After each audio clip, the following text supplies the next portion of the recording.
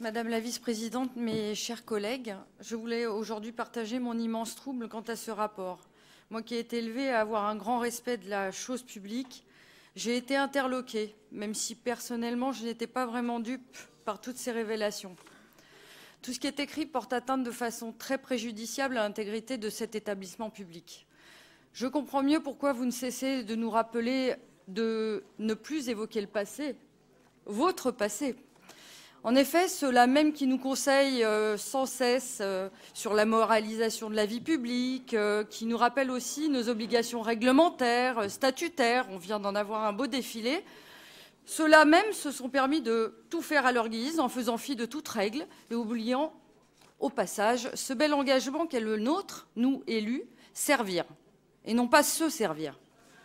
Vous rendez-vous bien compte que c'était juste de l'argent public dont nous parlions ?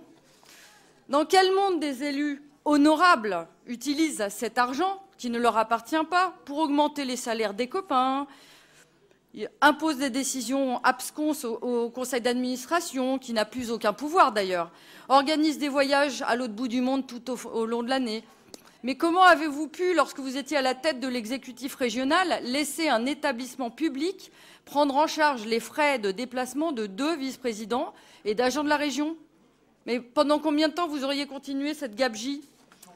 Heureusement que le vrai nouveau monde, celui de Valérie Pécresse, est arrivé pour réorganiser ces organismes associés et les rendre à leur mission originelle. Même si tout n'a pas été encore résolu, bien sûr, en 2 ans, ce sont toutes les dépenses superflues qui ont été supprimées, avec une baisse de près de 40% du budget, oui, mais sans toucher aux salariés.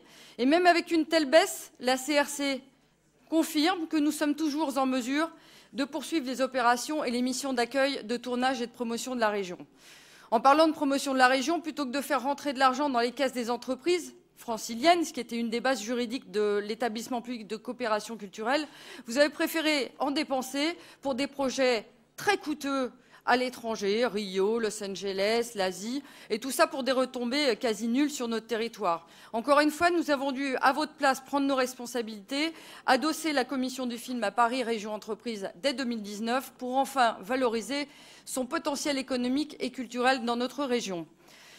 Nous pourrions continuer ces litanies jusqu'aux prochaines calendes, mais ce ne serait pas donner un exemple honorable de nos mandats représentatifs. Je voulais juste afficher ma profonde déception quant à cette tâche sur notre institution et sur nos fonctions à tous, et remercier avant tout Valérie Pécresse, Agnès Evren, bien sûr, Jérémy Redler, président de la commission du film, et toutes leurs équipes pour avoir entamé ce grand assainissement.